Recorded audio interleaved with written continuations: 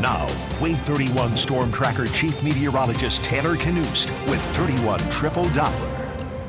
Well, Taylor, some areas got quite a bit of rain today. Yeah, and we're not going to be affected by Idalia here locally, but we got plenty of moisture on this Monday and our rainiest day in about 2 weeks. We had a very soggy start to the month of August, and then it stopped for a while, and now we're back at it on this Monday, and we're still dealing with it in some spots. And we did have some pretty heavy rain totals out there, 2 to 4 inches in pockets of the Tennessee Valley from this morning through this afternoon and continuing this evening. As you can see, parts of Madison County included in that on the northwest side of Huntsville, 2 to 4 inch swath of rain there. We had some flash flood concerns around New Hope and Woodville early this evening, and plenty of heavy rain near the Trinity, Decatur areas, as well as up in parts of Limestone County.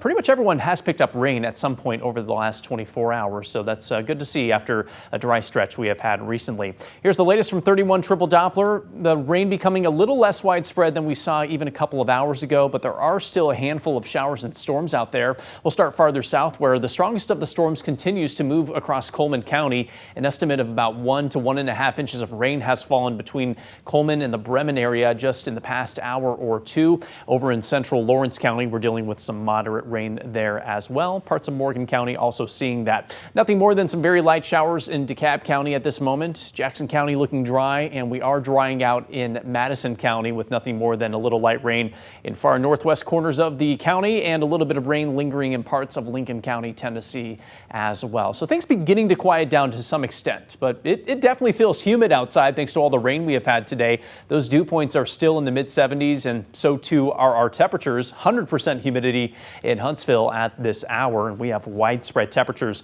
in the low to mid 70s at the moment. It's likely not going to get much cooler than that for the rest of the night tonight.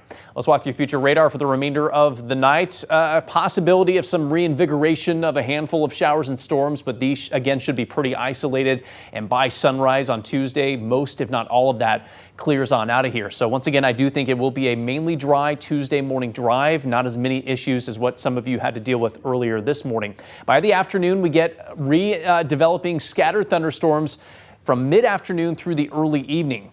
These will be most likely, at least initially, east of I-65. I'm not ruling out possibly a little lingering development farther west in the early evening, but that should clear out pretty quickly. And that might be the last of the rain we see for the rest of this week. Meanwhile, in the tropics, we've been talking about it. Tropical storm Idalia continuing to approach western Cuba. In fact, it's just 10 miles offshore of Cuba right now. 70-mile-per-hour sustained winds, so a strong tropical storm, very likely to become a hurricane very soon, and forecast to be a Category 2 hurricane by 7 o'clock tomorrow evening, and then Category 3 as it approaches landfall on Wednesday morning. 120-mile-per-hour maximum sustained winds forecast as it approaches Florida, back down to a tropical storm strength as it moves through Georgia and the Carolinas heading into Thursday.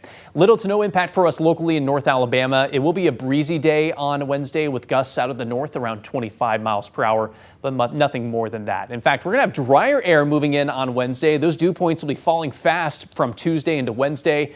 So you can expect some really comfortable weather on Wednesday and Thursday. The high temperatures stay put in the 80s each of the next 3 days, right around the mid 80s for most of us, but it's not going to stay that way for much longer. We are anticipating warmer than average temperatures as we head into the first full week of September, and what that means for us on Labor Day weekend is highs in the low 90s. We are anticipating dry, sunny weather for the weekend, so at least if you have any outdoor plans or you're heading to any of those college football games as we get the season going on, it should be dry. Just plan for a little heat, which, is par for the course. Right back up. Yeah. All right, Taylor.